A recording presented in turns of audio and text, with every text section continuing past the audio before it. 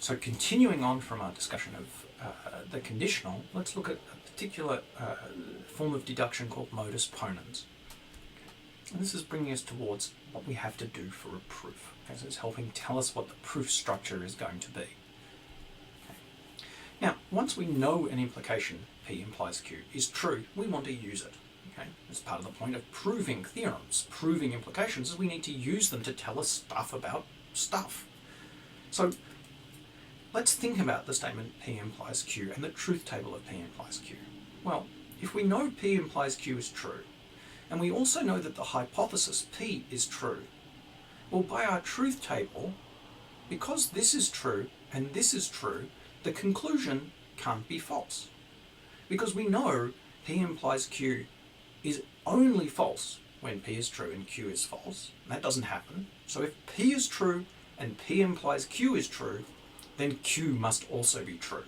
So this is a very important bit of logic. P implies Q is true, and P is true, then we know Q is true. So this is called modus ponens. So the deduction, P implies Q, and P both being true, so Q must be true, is called modus ponens. And we're going to use this a lot. Okay? So let's think about a proof. So say we need to prove that the statement P implies Q is true, but we can't do it directly, can't do it in one step. Well, very often what we can do is break it into lots of little steps. So instead we might be able to show that P implies some other statement, P1 is true, so that this implication is true. And then we might be able to prove that P1 implies P2 is true, and P2 implies P3, and P3 implies P4, and so forth. So we get this big chain of implications finishing with Pn implies our conclusion that that implication is true. Okay, so we've proved each of these implications is true. Not that the statements P1, P2, P3, P4, and so forth, and Q are true, but that the implication is true. So say we've managed to do that. Well, now, think about our truth table. We know that if P is false, the implication P implies Q is true. So we only have to think about what happens when P is true.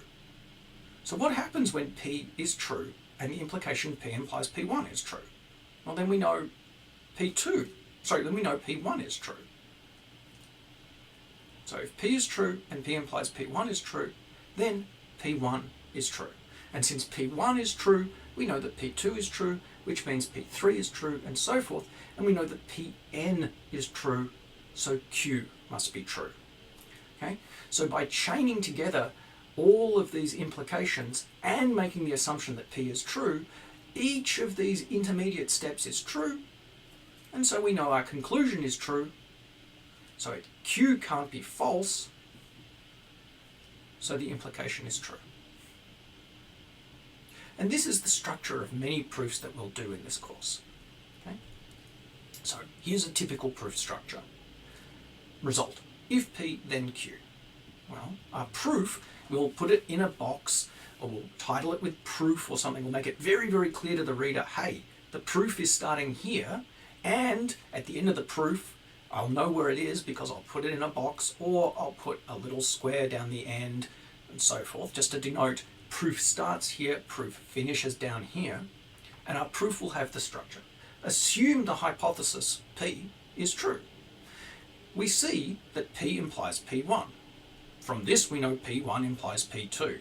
Hence we know P3, and so forth. So we put in all of these nice little sort of joining phrases here, so forth. We know that, hence, see that, etc., etc. It follows that. All these nice little bits of joining words to make things flow a little bit better.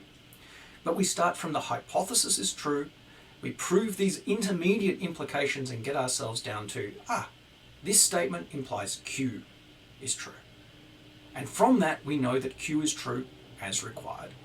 And then we'll put a little symbol or something to denote the end of the proof. And this is very, very standard structure that we'll see a lot. And on that, I'm going to stop. Thank you.